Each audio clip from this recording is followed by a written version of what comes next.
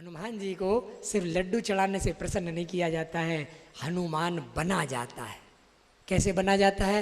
वो जो लीला में बनते हैं ना, रामलीला में पूंछ लगा ली, गदा ले लिए, लाल रंग पोत, उस वैसा नहीं, वैसा बनने के लिए नहीं कह रहे।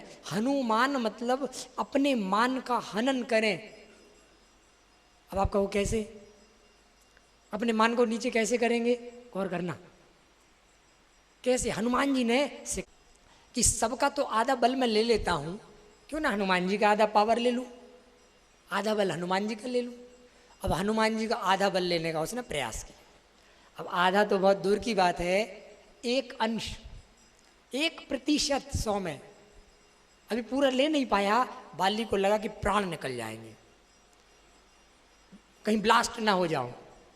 ब्रह्मा जी प्रकट हुए, उन्हीं ने वर दिया था आधा बल लेने का।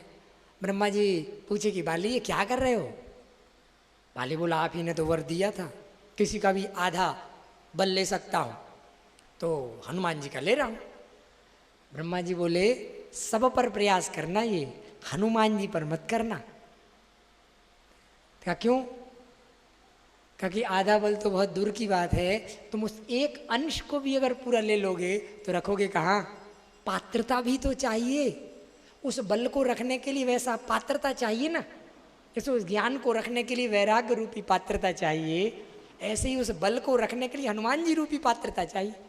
क्योंकि एक अंश पूरा ले लोगे ना तो यहीं भस्म हो जाओगे, यहीं भस्म हो जाओगे। तो बाली ने कहा कि फिर तो आपका ये वर हमारे कोई काम का नहीं, किसी काम का नहीं। कहा क्यों? कभी भी हनुमान जी हमको हरा सकते हैं, कभी परास्त कर देंगे। ब्रह्मा जी बोले कि बाली चिंता मत करो, वो बहुत महान है, वो बहुत ऊंचा है, वो कभी तुमसे युद्ध करने नहीं आएगा। क्यों? क्योंकि वो हनुमान है। ब्रह्मा जी बोले हनुमान है, अरे उसको याद ही नहीं है कि मेरे पास कितना बल है।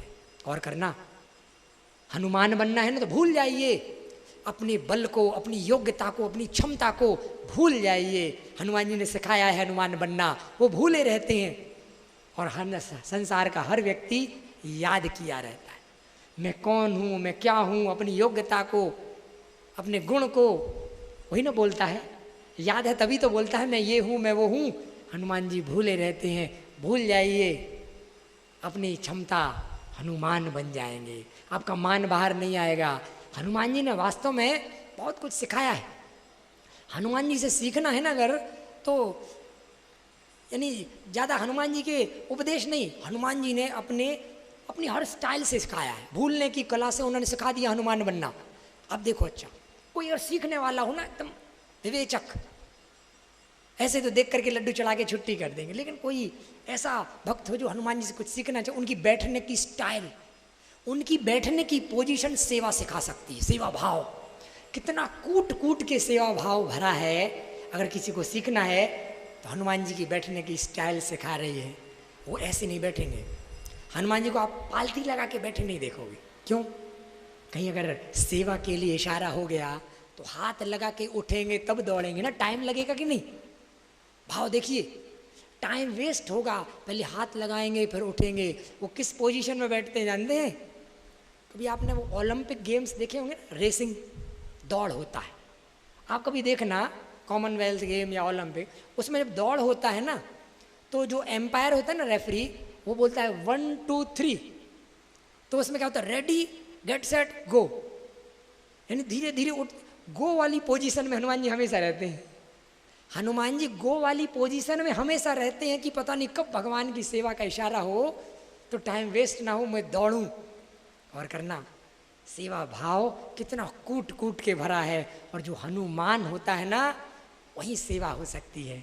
जहाँ मान नहीं है ना, वहीं आप किसी से कह दो, मंदिर है यहाँ कार्यक्रम हो रहा है सत्संग, आप किसी से कह दो, कोई पढ़ा लिखा हो, जो अहंकार होता है ना, प्राउडनेस, कि ज़रा झाड़ू लगा दो, तो कहे झाड़ू लगा दो।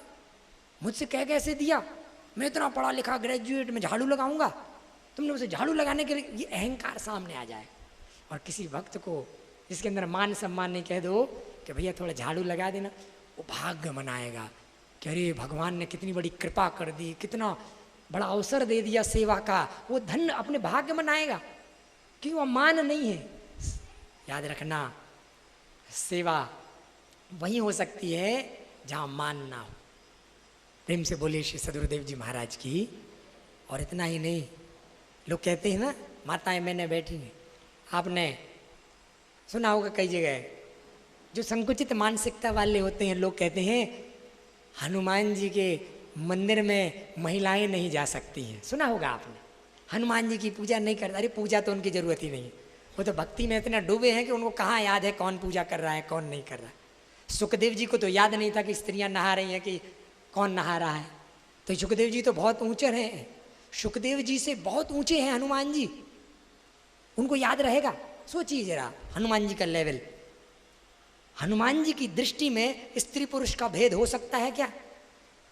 हनुमान जी का जो लेवल है, कोई अगर आपसे कहता है ना कि हनुमान जी की पूजा स्त्रियां नहीं कर सकती हैं, ये भेदभाव स्त्री पुरुष का जो देखता है, उसको हनुमान जी का लेवल बता देना। ये हनुमान जी को क्या कहा, वो स्वामी तुलसीदास जी क्या लिख रहे हैं, विभीषण ने कहा ना, अब मोहे भाव भरोस हनुमंता, बिनु हरि कृपा मिले नहीं संता। ये कहा ना हनुमान जी, उनकी दृष्टि में ये स्त्री पुरुष का भेद नहीं है। एक महात्मा जो होता है ना, वो जीव से तो ऊपर होता है, आत्मा से भी ऊपर होता है। व्यास जी ने 3 बार अपनी रामायण में, अध्यात्म रामायण में हनुमान जी को महात्मा शब्द लिखा है, 3 बार। जो आत्मा से ऊपर हो गया, उसकी दृष्टि में स्त्री पुरुष का भेद हो सकता है? सोचिए जरा, स्त्री पुरुष का भेद हो सकता है? अरे वो सबको जीव भाव में देखते हैं, और जीव स्त्री के शरीर में चाहे पुरुष के शरीर में हो सकता है, और उसको सिर्फ कल्याण चाहिए। हनुमान जी जब जिसको देखेंगे सिर्फ कल्याण के भाव से देखेंगे। और करना, इसीलिए ये जो भेदभाव है ना, ये हनुमान जी पर मत थोपना कि उनके अंदर ये भेदभाव नहीं। ब्रह्मचारी मतलब जानते हैं ब्रह्मचारी क्या होता है? ब्रह्ममय आचरण। और ब्रह्ममय आचरण का मतलब क्या होता है? हर भेदभाव से ऊपर, न जात पात का, न ऊंच नीच का, न स्त्री पुरुष का, जो हर भेदभाव से ऊपर होता है वो ब्रह्मचारी होता है। सिर्फ विवाह न करने वाला ब्रह्मचारी नहीं होता है, सारे भेदों से ऊपर उठना होगा, तब ब्रह्ममय आचरण होगा। और करना, 2 ब्रह्मचारी थे, एक आश्रम से वो नदी पार करके शहर में गए। अब लौटने में शाम हो गया तो नाव वगैरह बंद हो गई। तो दोनों ब्रह्मचारी ने सोचा नदी पार कैसे करेंगे, तो तैर करके पार करने का प्लान बना। अब इतने में एक युवती आई, छोटा सा बच्चा था, जो उसका नदी के उस पार छूट गया था। वो युवती रिक्वेस्ट की एक ब्रह्मचारी से कि भैया मैं किसी काम से यहाँ शहर आई थी, मेरा बच्चा छोटा है, अगर मैं नहीं पहुँची तो भूखा रह जाएगा, और अभी तो टाइम है, आप लोग चले गए तो फिर अंधेरा होगा, मैं कैसे नदी किनारे रहूँगी, मेरा बच्चा वहाँ तड़पेगा, मैं वहाँ, आप मुझे नदी पार करा दो। रिक्वेस्ट। ब्रह्मचारी बोला कि हम कैसे पार करा दें? तो कि हम आपकी पीठ पे लद जाते हैं और तैर करके पार करा दें। बोला नहीं हम ब्रह्मचारी हैं, हम नहीं कर सकते ऐसा। वो बेचारी बड़ी दुखी होकर के रो करके वो अपने पुत्र के लिए तड़प रही थी कि बच्चा वहाँ भूखा, आप किसी काम से आई होगी। दूसरे के पास गई, रो करके बिलक करके कि भैया मना नहीं करना, मेरा पुत्र वहाँ भूखा है, परेशान है, और आप अगर पार नहीं करोगे तो अंधेरा हो जाएगा। बड़ी रिक्वेस्ट। उसने कहा बहन चिंता मत करो, चलो मैं तुमको पार करता हूँ। अब उसने को पीठ पर लाद करके तैरना चालू। अब ये पहला वाला देख रहा है कि अरे एक युवती को लाद लिया पीठ पर, जाते ही गुरुजी से शिकायत करेंगे, जाते ही शिकायत करेंगे, ये ब्रह्मचारी होकर के स्त्री को पीठ पर लाद दी। किनारे पहुंचे, उस ब्रह्मचारी ने उस स्त्री को उतारा, उसने धन्यवाद दिया। दोनों ब्रह्मचारी आश्रम में आए।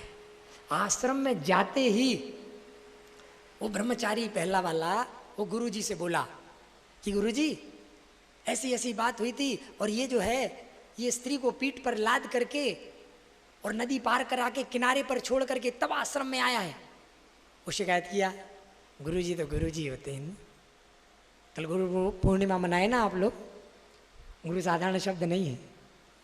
गुरुजी बोले कि इसने तो इस युवती को नदी के किनारे उतार दिया, और उतार करके फिर आश्रम में आया, सिर्फ नदी में इसने अपने ऊपर लादा था, तुम तो उसको लाद करके आश्रम तक ले आए, तुमने उसको किनारे पर क्यों नहीं उतार दिया? तुम भी उसको किनारे पर उतार देते। तुम ब्रह्मचारी हो, तुम उस स्त्री को यहाँ लाद करके तुम आश्रम तक ले आए। अरे असली ब्रह्मचारी तो ये है जो सिर्फ किनारे उसकी हेल्प करके किनारे में उतार के आ गया। प्रेम से बोलिए श्री सदगुरुदेव जी महाराज की ब्रह्ममय आचरण। मीराबाई जब वो लोगों ने जहर दे दिया तो घूम रही थी, मीराबाई घूम रही थी वृंदावन में। तो सोची कि कोई जो फेमस होते हैं ना, जैसे आपके यहाँ भी कोई फेमस होंगे, वक्ता जरूर होंगे कोई, तो जीव गोस्वामी थे वहाँ वृंदावन में फेमस। कहा कि चलो उनके दर्शन करें, उनसे कुछ सुनेंगे। पहुँची तो पता चला कि जीव गोस्वामी स्त्रियों से मिलते ही नहीं, स्त्रियों से मिलते ही नहीं, बात ही नहीं करते। कहा अच्छा। मीराबाई ने जिद की, अगर वो स्त्रियों से नहीं मिलते हैं अब तो मैं जरूर मिलूंगी। हट किया, मुझे मिलना है। तो जब जिद की मीराबाई, तो मीराबाई थी, तो एक टाट का पर्दा लगाया गया, इधर जीव गोस्वामी इधर मीराबाई, बातचीत चालू। का क्या कहना है? मीराबाई बोली कि आपके दर्शन और मिलने का भाव तो मेरा तभी खत्म हो गया था जब मैंने आपके यहाँ आश्रम में आकर सुना कि आप स्त्रियों से नहीं मिलते, तभी मेरे अंदर का भाव खत्म हो गया। मैं तो बस ये देखने आई थी कि आज तक मैंने यही सुना था कि वो परम पुरुष एक परमात्मा है। मैं तो देखना चाहती थी कि दूसरा भी कोई पुरुष है क्या, दूसरा भी कोई पुरुष है जो परमात्मा के समतुल्य अपने को पुरुष समझता है। वेद का मंत्र है ना, तमादि देव पुरुष। आपने शायद वेद का वो मंत्र सुना हो, तम ईश्वराणाम परमम महेश्वरम, तम देवतानाम परमम च देवतम, पतिम पतिनाम परमम परस्ताद विदाम देवम भुवनेश मीडियम। वो परमात्मा कौन है? ईश्वरों से भी महान, ईश्वरों का भी परमेश्वर, देवताओं का भी परम देव। वो पत्नियों का तो पति है ही है, पतिम पति नाम, पतियों का भी पति है।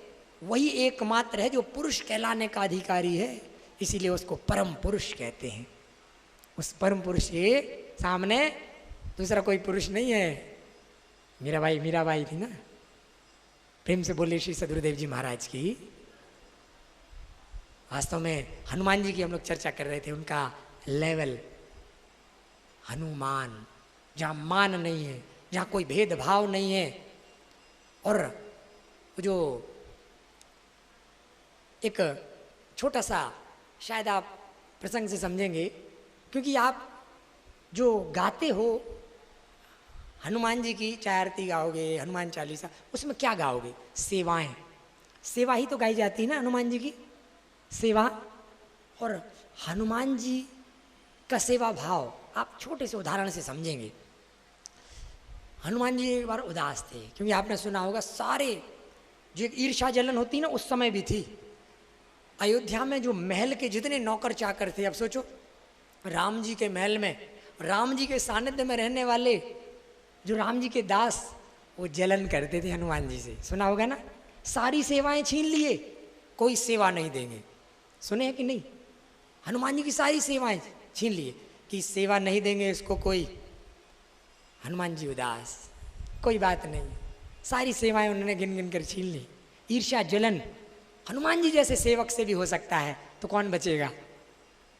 तो जब ईर्ष्या जलन सबको हुआ, हनुमान जी उदास, कोई सेवा नहीं मिली। राम जी समझ गए, बोले हनुमान उदास हो? कि नहीं प्रभु सब ठीक है।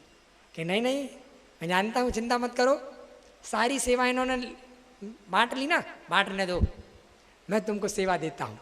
ऐसी सेवा जो कोई सोच नहीं सकता। क्या वहाँ तक पहुँच ही नहीं थी उनकी कि मुझे जब जम्हाई आएगा यार नहीं तो चुटकी बजाना। भाई आदेश है तो कहे ठीक है, जो आज्ञा प्रभु, कि चुटकी बजाना। अब भगवान राम जी इतने दास दासी, उनको कभी जम्हाई आएगा, आलस आएगा क्या? फ्रेश रहते हमेशा, लेकिन नहीं, सेवा। अब दूसरे दिन सब सेवक, जितने महल के जो नौकर चाकर, सब पीछे पीछे, इतनी लंबी लाइन, पूरा झुंड, हनुमान जी सबसे पीछे। राम जी बोले हनुमान तुम पीछे क्या कर रहे हो? तुम पीछे क्या कर रहे हो? अरे जमाई आएगा, अब कब आएगा कुछ पता है ना, और जमाई आएगा तुम पीछे से दौड़ के आगे आओगे, कब चुटकी बजाओगे, चुटकी बजाना है ना, जमाई आता है तो चुटकी बजाना, हनुमान चुटकी सुनाओ, कभी सामने चलो। अब राम जी और नौकर चाकर ने प्लानिंग बनाई थी कि इसको पीछे करेंगे सबसे, सब सेवकों ने यही प्लानिंग बनाई, इसको सबसे पीछे करेंगे, और भगवान ने ऐसा दाव खेला कि अपने से भी आगे कर दिया कि लो हमसे भी आगे चलो। अब हनुमान जी आगे आगे चल रहे, फिर राम जी, फिर नौकर, ये सब कह रहे ये तो हमारा पूरा प्लान ही फेल हो गया, हम तो अपने से पीछे करने वाले थे, भगवान ने तो इसको अपने भी आगे कर दिया। इसीलिए आज देखो राम जी से भी ज़्यादा मंदिर हनुमान जी के हैं, राम जी से भी ज़्यादा मंदिर हनुमान जी के हैं। सबसे ज़्यादा किसी देवता की पूजा होती है ना हनुमान जी की।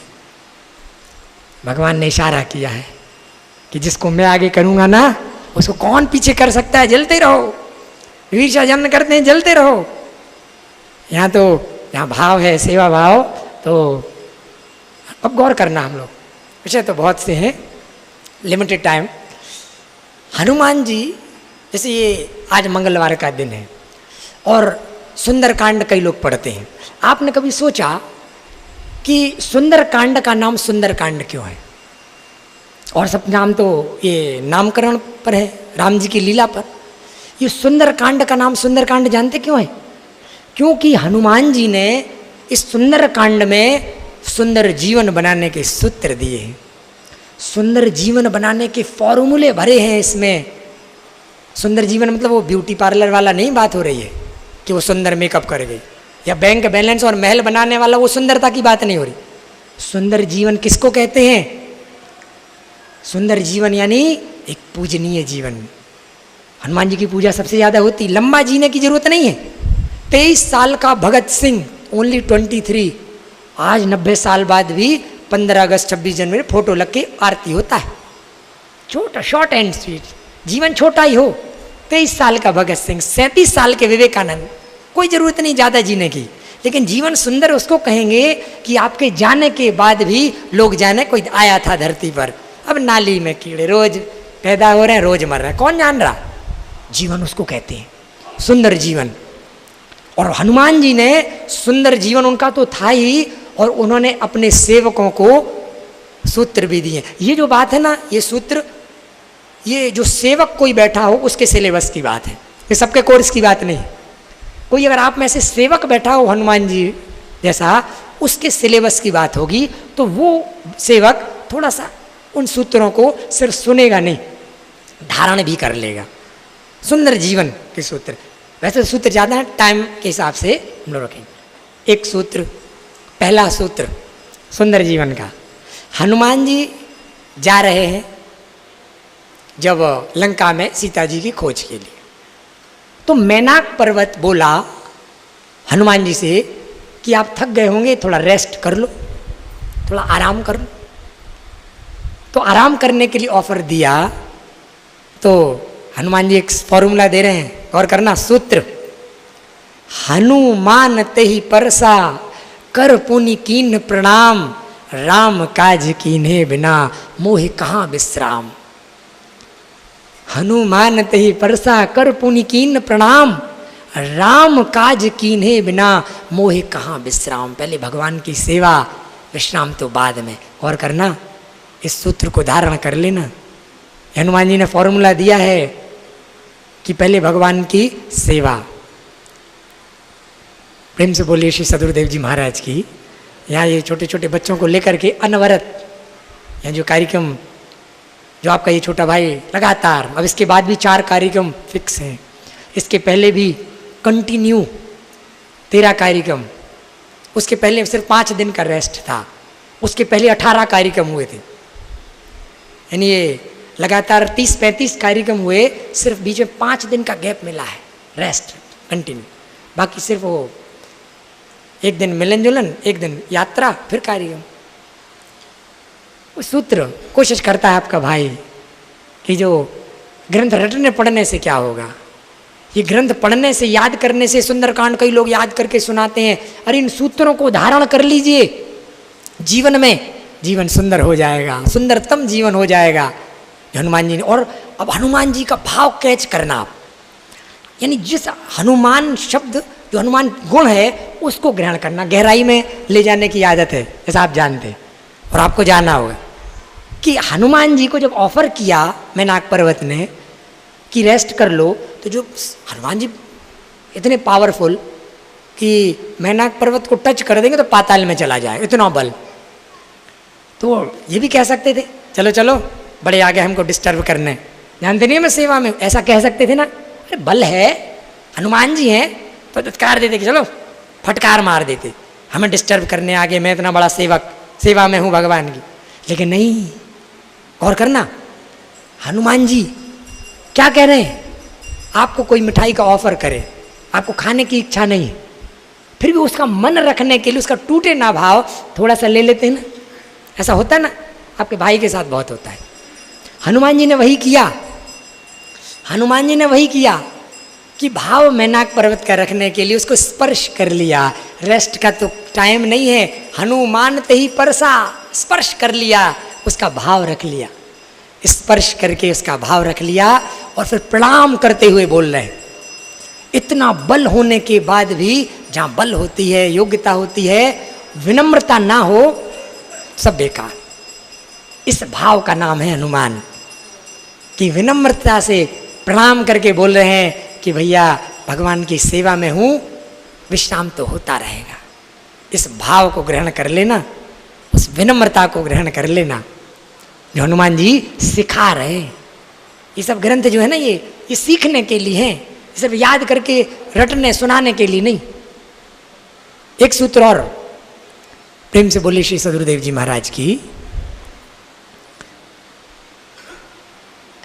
एक आरती हो रहा है, कीर्तन चालू कर दो जरा, हरे राम हरे कृष्ण चालू, सिर्फ कीर्तन चालू कर, हरे राम हरे।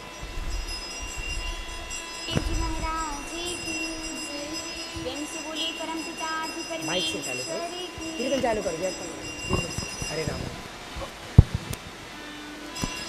हरे राम हरे कृष्ण सदानंदे बोल, नारायण नारायण सदानंदे बोल। हरे राम हरे कृष्ण सदानंदे बोल, नारायण नारायण सदानंदे बोल।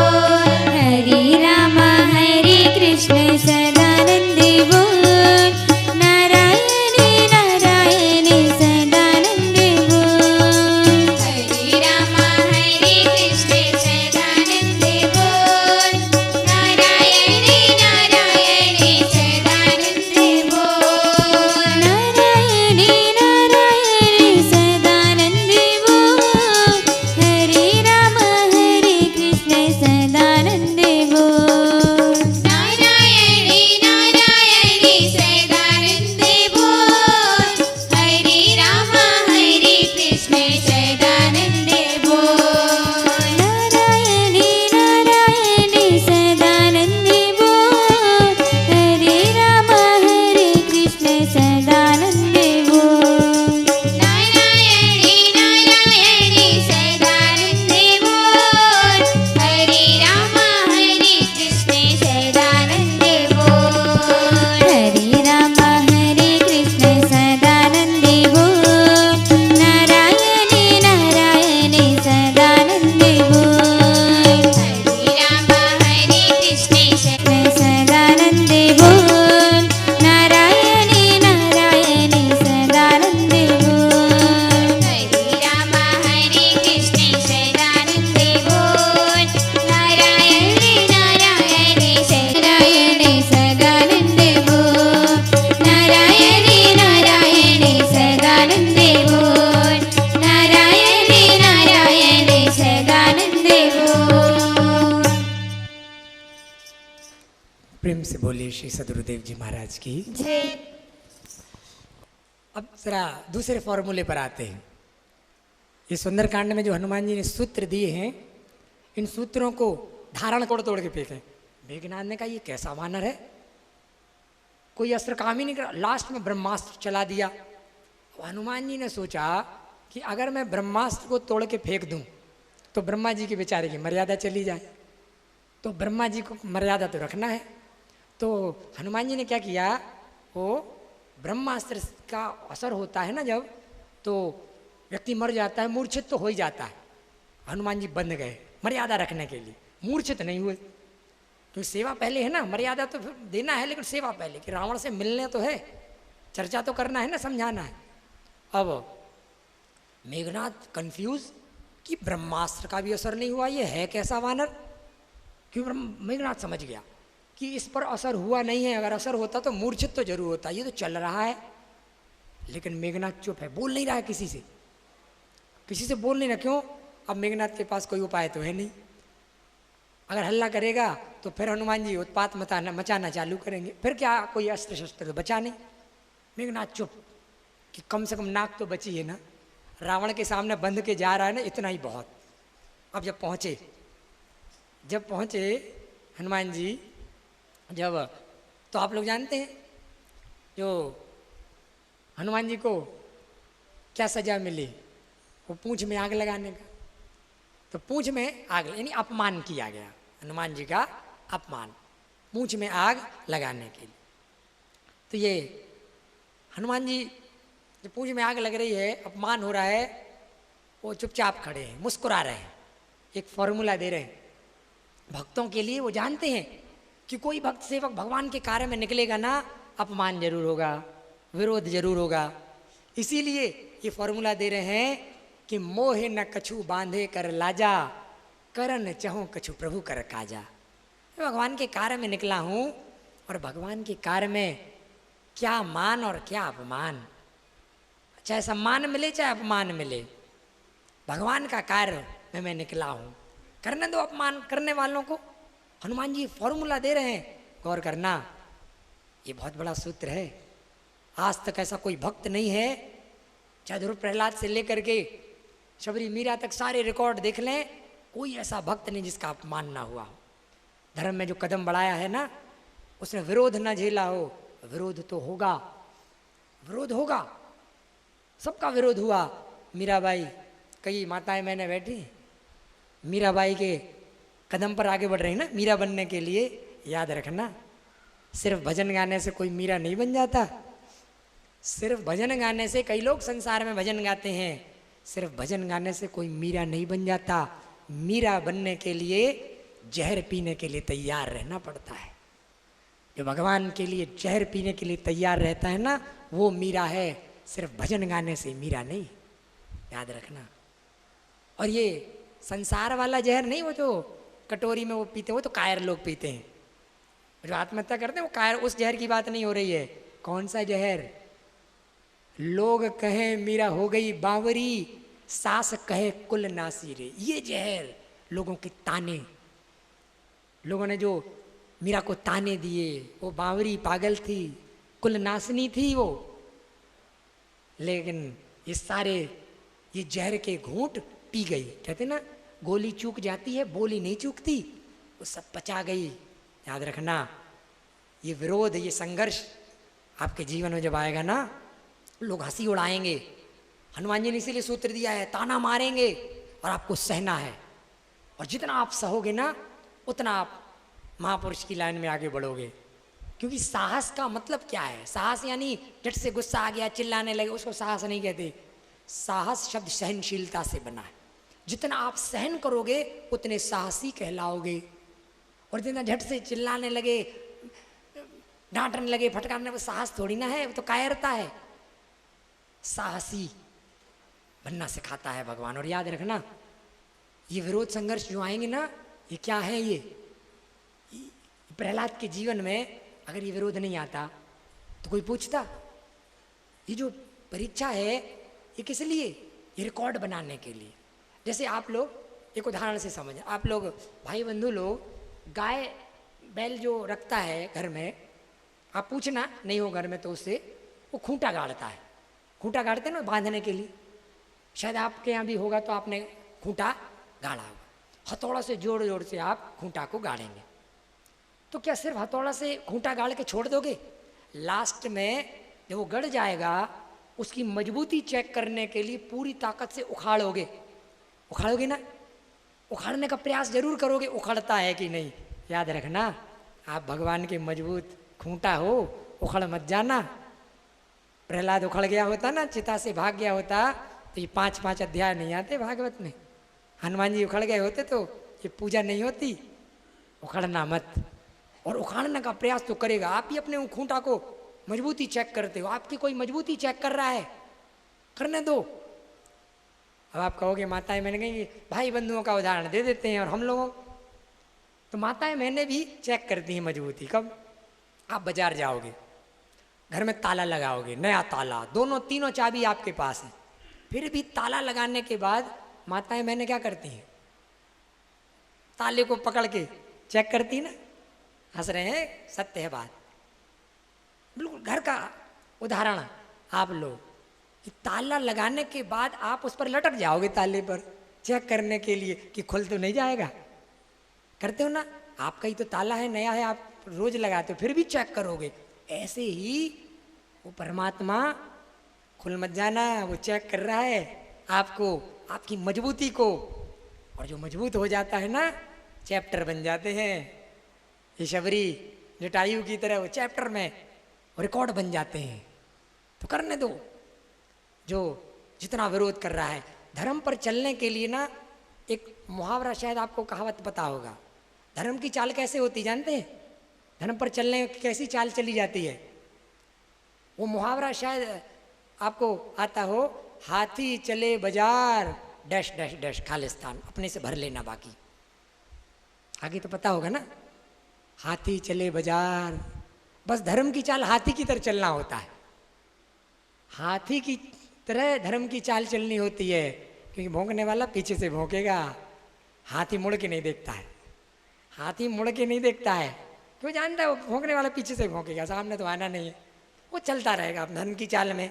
इसीलिए हाथी की चाल से चलते रहिए धर्म पर। और आपके छोटे भाई की तो बात है ना, थोड़ा सा गहराई में जाने की, थोड़ा सा और गहराई में चलें। आप कोई भी खेल, ये जीवन रूपी खेल है, ये जीवन है ना आपका, एक खेल है। हर खेल में विरोधी जरूर होता है ना। सरकार पक्ष है तो विपक्ष भी है, वो विरोधी नहीं है। आप अगर और गहराई में जाएंगे महानता की ओर, तो आप उसको विरोधी नहीं देखेंगे। क्योंकि जितना क्रिकेट, फुटबॉल, कबड्डी, खो खो सब आप देखते होंगे, विरोधी पक्ष जितना मजबूत होगा, खेल में निखार आएगा, रोचकता आएगी। शकुनी नहीं होते, कौरव नहीं होते तो क्या महाभारत को रोचकता आती? वो शकुनी जरूरी था, तब तो रोचकता आई। तो ऐसे ही विरोधी जितना मजबूत होगा, सिनेमा हिट कब होता है? विलन जब मजबूत हो तब वो सिनेमा हिट होता है। गब्बर नहीं होते तो शोले हिट होती क्या? तो विरोधी जो है ना, वो पावरफुल चाहिए। इसीलिए बड़ा अच्छा लगता है, कभी देखते हैं ना कि खेल के बाद जो प्रतिद्वंदी है एक दूसरे से हाथ मिलाते हैं, कितना अच्छा नियम है। यानी कोई ईर्ष्या जलन नहीं, कोई ईर्ष्या जलन नहीं, कितना अच्छा है कि हाथ मिला रहे। आप सहयोगी हो, याद रखना। आपको जो विरोध कर रहा है ना, वो आपके जीवन रूपी खेल में सबसे बड़ा सहयोगी है। विपक्ष टीम नहीं है तो खेल होगा कैसे? इसीलिए आप उसको किसी और भाव से मत देखिए, आप उसको अपने जीवन रूपी खेल में सहयोगी के भाव से देखिए, तब आएगा इस खेल का आनंद। जैसे जीवन रूपी खेल का आनंद नहीं आएगा। करना दीजिए विरोध, आनंद लीजिए विरोधियों का भी। प्रेम से बोलिए श्री सद्गुरुदेव जी महाराज की। आए हम लोग हनुमान जी पर। हनुमान जी के चैप्टर जब पूंछ में आग लगी, हनुमान जी, क्योंकि टाइम तो धीरे धीरे समापन की ओर जा रहा है। वास्तव में जब हनुमान जी की पूंछ में आग लग गई, हनुमान जी पहुँचे। हनुमान जी क्या है, आप निष्कर्ष पे पहुँचोगे। भक्त सेवक जो होता है ना, वो कैसा होता है? कि संसार में हर कोई छोटा सा सेवा करेगा नहीं, और बड़प्पन ऐसा कि हमने ये किया, हमने वो किया, होता है ना, मैंने ये किया। और हनुमान जी, उनका अगर आप कोई भी आरती पढ़ लो, बजरंग बाण पढ़ लो, संकट मोचन पढ़ लो, लंका जलाने का श्रेय उन्हीं को जाता है ना। हालांकि लंका सोने की थी, वो जलती नहीं है, लेकिन फिर भी लंका किसने जलाई? हनुमान जी ने। ये ना यश मिला ना।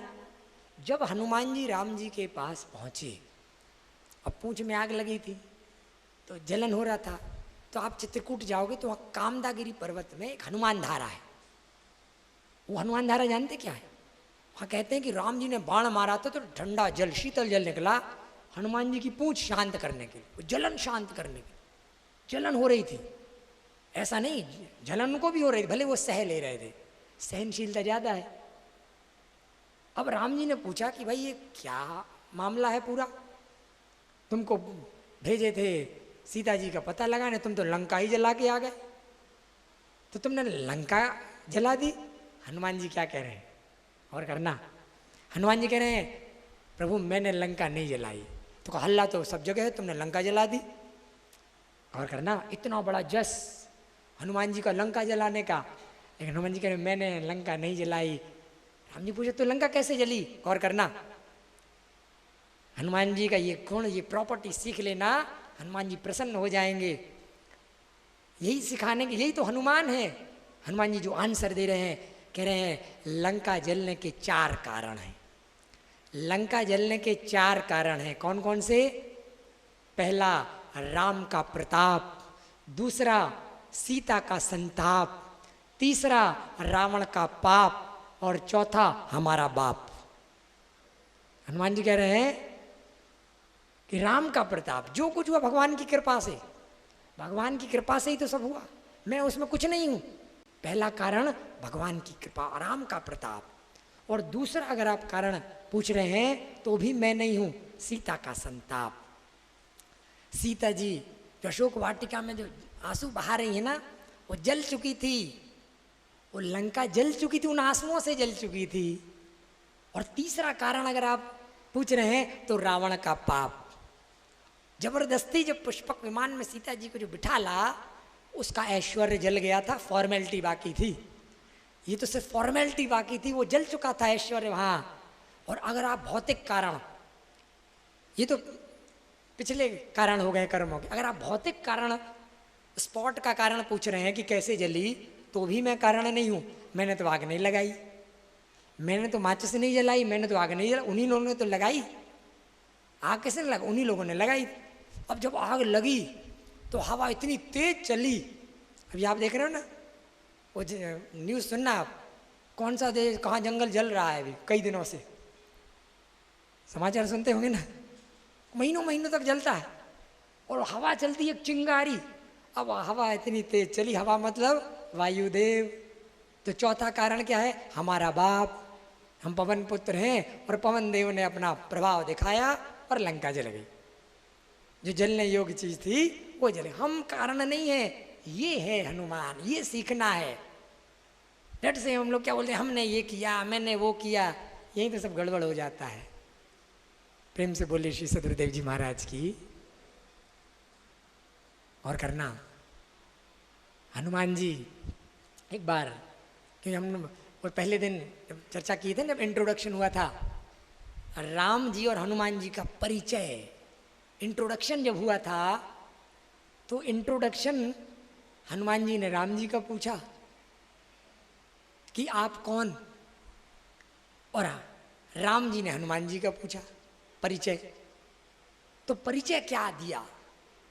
हनुमान जी का परिचय, राम जी का तो सिंपल परिचय पूछा हनुमान जी ने कि को तुम श्यामल गौर शरीरा क्षत्रिय रूप फिरो बनवीरा। राम जी ने सिंपल रूप से अपना परिचय दे दिया। कौशले से दशरथ के जाए, हम पितृ वचन मानवन आए, सिंपल। अब राम जी ने परिचय जब हनुमान जी का पूछा, आपने चरित्र कहा हम गाई, कहो विप्र निज कथा बुझाई। अपना परिचय तो दो, आप कौन। अब परिचय हनुमान जी क्या दे रहे हैं? एक मंद में मोहवश कुटिल हृदय अज्ञान, मैं अज्ञान में हूं, अज्ञान में हूं। पुनि प्रभु मोहे बिसारे हो, दीन बंधु भगवान। मैं मंदमती हूं, मोह के वश में हूं, कुटिल हृदय अज्ञान में हूं। तो हनुमान जी गौर करना, ये जो भाव होता है ना कि मैं कुछ नहीं हूं, इस भाव का नाम है आर्त भाव। ये जो आरती होती है ना, अभी आप लोगों ने आरती की, इस आरती का नाम आरती क्यों है? इसको आरती क्यों कहते हैं? ये आर्त भाव जो है ना, जो हनुमान जी इतना बल होने के बाद भी हाथ जोड़े खड़े हैं, ये घुटना मोड़ करके झुक करके बैठे हैं, सीना तान के नहीं, इस भाव का नाम है आर्त भाव कि मैं कुछ नहीं हूं। ये भाव अगर नहीं आया ना तो फिर वो आरती नहीं, सिर्फ वो ज्योत घुमा ना उसको आरती नहीं कहते हैं। उस भाव का नाम आरती है, जो आर्त भाव हृदय से उत्पन्न होता है परमात्मा के, अपने इष्ट के सामने कि मैं कुछ नहीं हूं, सब कुछ आप हैं। ये कुछ दिया, ये जो कुछ भी ये दिया ये आपका है। ये प्रार्थना उसको नहीं कहते। प्रार्थना यानी ये नहीं कि आप प्रार्थना कर रहे हो तो प्रभु बेटा की नौकरी लग जाए, बिटिया की शादी हो जाए, वो केस फंसा है वो जीत जाए, लिस्ट पकड़ा रहे हो। नहीं, लिस्ट नहीं पकड़ाना है। प्रार्थना मतलब थैंक यू, धन्यवाद। हे प्रभु आपने जो कुछ हमको दिया थैंक्स, उसका ये थैंक यू है। प्रार्थना मतलब धन्यवाद। जो नहीं मिला उसके लिए नहीं याचना नहीं करना, जो मिल चुका है उसका धन्यवाद आर्त भाव से, तब वो आरती कहलाएगी। प्रेम से बोले श्री सदगुरुदेव जी महाराज की। और अगर वो आर्त भाव नहीं आया तो फिर घुमाते रहिए, कोई लाभ नहीं।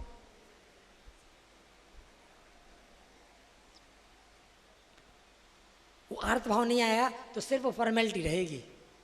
प्रेम से बोले श्री सदगुरुदेव जी महाराज की। अब हम लोग यहाँ पर थोड़ा सा गहराई में जाएंगे कि हनुमान जी जब अब कह रहे हैं कुटिल हृदय अज्ञान, जब मैं अज्ञान में हूं तो फिर जय हनुमान ज्ञान गुण सागर, हनुमान चालीसा की पहली लाइन। तो ज्ञान गुण सागर कैसे बन गए? हनुमान जी ज्ञान के सागर कैसे बन गए? और करना, हनुमान जी एक बार हाथ जोड़े खड़े थे, राम जी सीता जी से बोले कि देखो सीता, हृदय कहते हैं तत्व ज्ञान, यानी तत्व ज्ञान। हनुमान जी को उपदेश दे रहे हैं क्या है ये संसार। संसार ये अध्यात्म रामायण में स्पष्ट है। लक्ष्मण जी को भी ये ज्ञान दी, ये झूठ है, अस्तित्वहीन है। ये शरीर एक वस्त्र की तरह है, कपड़े की तरह, जब चाहो धारण कर लो, जब चाहो उतार के रख दो। तत्व ज्ञान में वो पद्धति भी बताई। भगवान कृष्ण भी यही कह रहे हैं, भगवद गीता अध्याय 2 श्लोक 22, वासांसी जीर्णानि यथा विहाय नवानि गृह्णाति नरोपराणि। हे अर्जुन, जैसे मनुष्य कपड़े बदलता है, कपड़े पुराने हो जाते हैं, शरीर बदलता है। ये शरीर जो है एक वस्त्र कपड़े की तरह है, जीव का कपड़े की तरह, जब चाहो धारण कर लो, जब चाहो उतार के रख दो। फॉर एग्जाम्पल, आप अभी जो भाई बंधु हैं यहाँ बैठे, कहीं गर्मी लगेगी, कहीं पार्टी में गए, शादी में गए, लौट के घर आएंगे तो कुर्ता शर्ट टांग करके सैंडो में रिलैक्स हो जाते हैं ना, सैंडो में होकर के रिलैक्स हो जाए। ऐसे ही ये जीव, ये दुख सुख, ये शरीर और संसार स्तर में आपको तो दुख सुख टच भी नहीं कर सकता। आप दुख सुख आपको छू भी नहीं सकता, गौर करना, क्योंकि आप देही नहीं, ये शारीरिक बने हुए हैं, शरीर से अलग आप हैं। हनुमान जी को ये ज्ञान दे रहे हैं। राम जी ने लक्ष्मण जी को भी ये ज्ञान दिया कि जीव अलग, ईश्वर अलग और परमेश्वर अलग, चारों अलग अलग, ये उपदेश दिया। और शरीर जीव अलग अलग कैसे? जीव है लेकिन जीव शरीर से सटा हुआ है, शारीरिक चिपका हुआ है, जैसे कच्चा नारियल छिलके से चिपका रहता है। लेकिन जो महापुरुष होता है वो भी शरीर के अंदर ही है, वो नारियल भी छिलके के अंदर है लेकिन चिपका नहीं है। ऐसे ऐसे हिलाओगे बजेगा।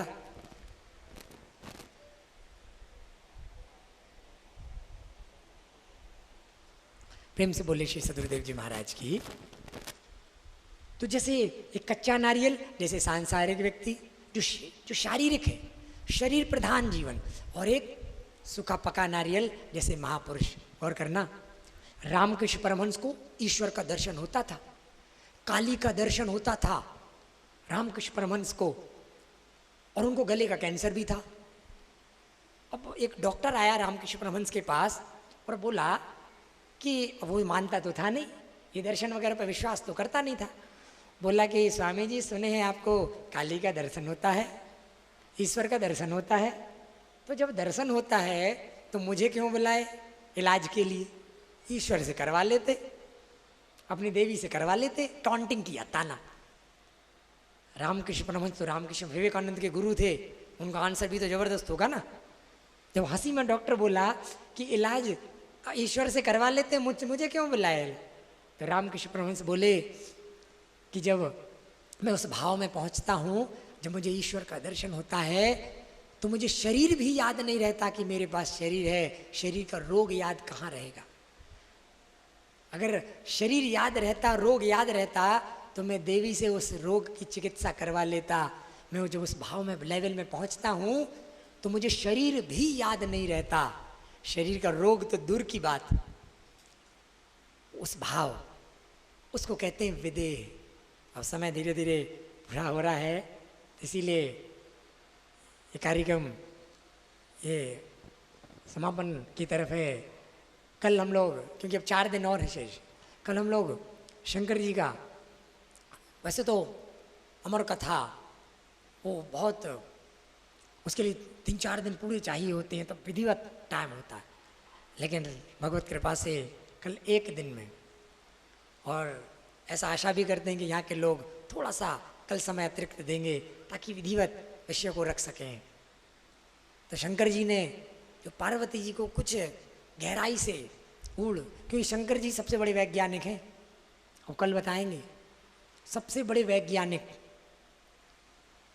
ये जो जितना भी अध्यात्म है, जितनी भी चिकित्सा है, आज परेशान हैं बड़े बड़े मेडिकल साइंस वाले। कौन सी टेक्निक शंकर जी के पास थी कि एक आदमी के धड़ पर हाथी का सिर जोड़ दी। हम लोग का तो क्या है, सावन का महीना है, ओम नमः शिवाय कह के जल चढ़ा दो, छुट्टी, बस इतना हो गया, पूजा हो गई, शंकर जी हो गए। लेकिन वहाँ ये नहीं होता, उनको ओम नमः शिवाय करके जल नहीं चढ़ाना। उनके लिए शंकर जी बहुत बड़े वैज्ञानिक हैं, उनकी कोई ना कोई टेक्नोलॉजी शंकर जी के पास, उस टेक्नोलॉजी तक बढ़ते हैं और हम लोग पीछे रह जाते हैं। वो टेक्नोलॉजी वो लोग ले जाते हैं और हम लोग पीछे।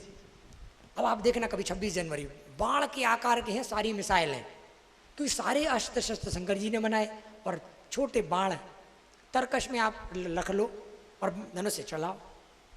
पहले आप देखेंगे ना 50 साल पहले, तो मिसाइलों की साइज और बड़ी थी, धीरे धीरे छोटी होती जा रही है।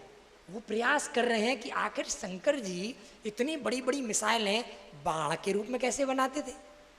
एक छोटा सा वो पहुंच जाएंगे, और वो पहुंच जाएंगे, क्योंकि उनके लिए सिर्फ ओम नमः शिवाय और जल चढ़ाना नहीं है। ये सावन का महीना जो होता है, सावन का महीना में बस लोग जाएंगे और बोल बम बहुत अच्छी बात है, करना चाहिए, स्नान करना चाहिए, सब कुछ, लेकिन स्नान करने के बाद जीवन भी थोड़ा सा प्रायश्चित में भाव में होना चाहिए। अब वही हाल हो अगर कि 11 महीने तोल कम, 1 महीने बोल बम, तो फिर क्या फायदा? 11 महीने तोल कम, 1 महीने बोल बम, तो फिर लाभ क्या? अरे उसके बाद हमको अपने जीवन में भी उसको उतारना है, उस सत्य को, उस धर्म को धारण करना है। प्रेम से बोलिए श्री सदगुरुदेव जी महाराज की। तो कल हम लोग थोड़ा शंकर जी के उस वैज्ञानिकता, उस विज्ञान को जानेंगे कि आखिर हमारे अध्यात्म में, हमारे सनातन धर्म में, ये परंपराओं में भी कुछ कोशिश करेंगे। अब कल समय मिला तो नहीं तो परसों, कितना विज्ञान भरा है, कितना वैज्ञानिक ये सारी पूजा पाठ, ये परंपराएं। आज कई कार्यक्रम अब समापन होगा, बच्चे स्तुति करेंगे, उसके बाद आरती होगी, एक ही आरती होगी, आप सभी लोग आकर के आरती का लाभ ले सकते हैं। प्रेम से बोलिए श्री सदगुरुदेव जी महाराज की जय। प्रेम से बोलिए परम पिता परमेश्वर की जय। प्रेम से बोले भगवान श्री विष्णु जी महाराज की जय। प्रेम से बोले भगवान श्री रामचंद्र जी महाराज की जय। प्रेम से बोले भगवान श्री कृष्णचंद्र जी महाराज की जय। प्रेम से बोले आनंद कंद लीलाधारी प्रभु स्नानी मनमोहन भगवान की जय। सत्यमेव जयते नानृतम। ओम तत्सत।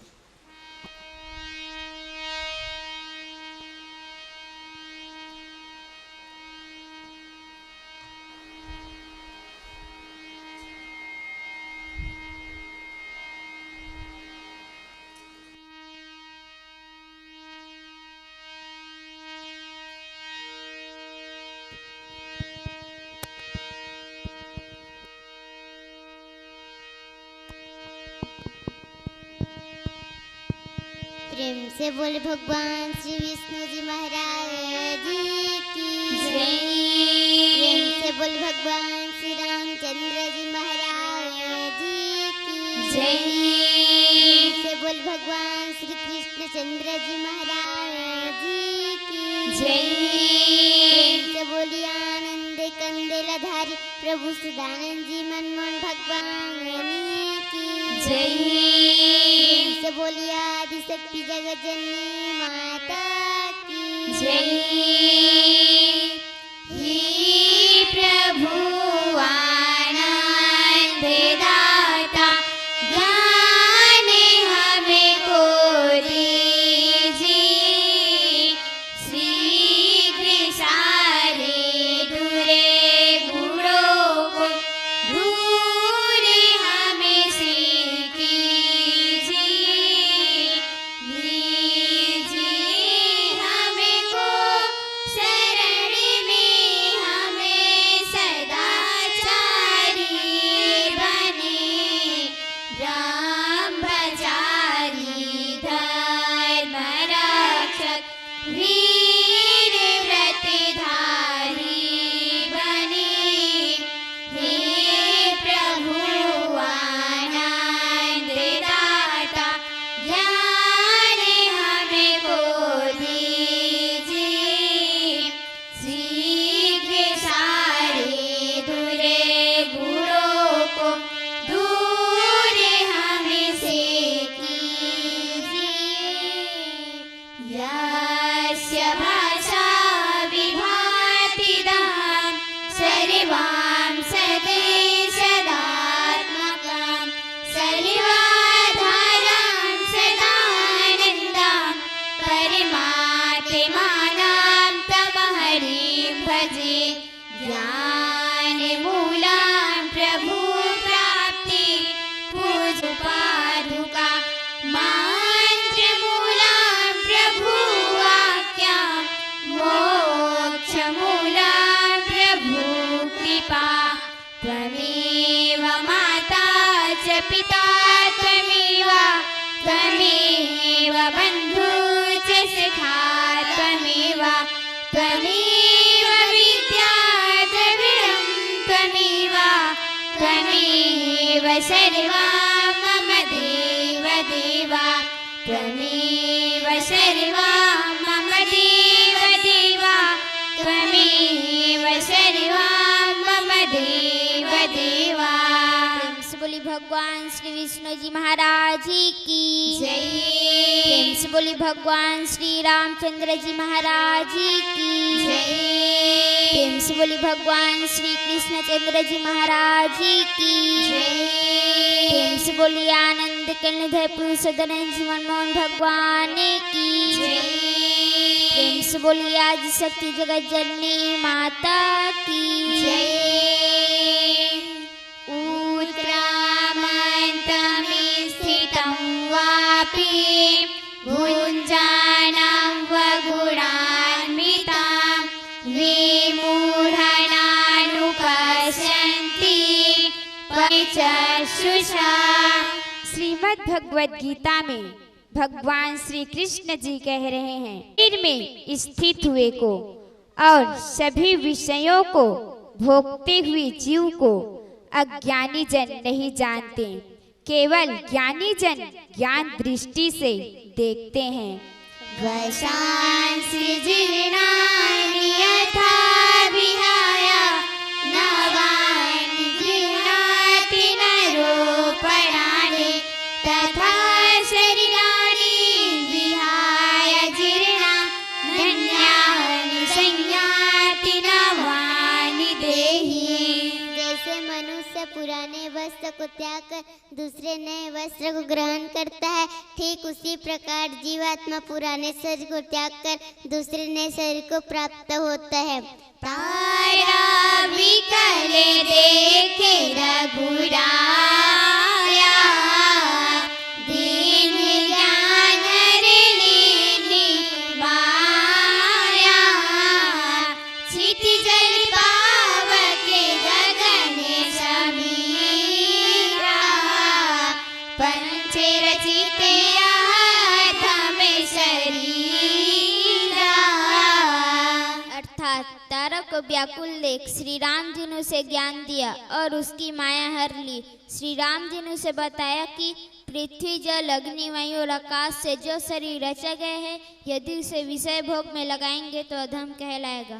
ज्ञान रतन का जतन करे, माटी का संसार आया कबीरा फिर गया, फीका है संसार रे भाई, फीका है संसार। प्रेम से बोली भगवान श्री विष्णु जी महाराज की जय, प्रेम से बोली भगवान श्री रामचंद्र जी महाराज की जय, प्रेम से बोली भगवान श्री कृष्णचंद्र जी महाराज की जय, प्रेम से बोली आनंद कलिधरी प्रभुदान जीवन मोहन भगवान की जय। भक्ति जनों की संकट, दासी जनों की संकट, छड़े में दूर करे, ओम जय जगदीश हरि। जो ध्यावे फल पावे, दुखी बिन सी मन का स्वामी।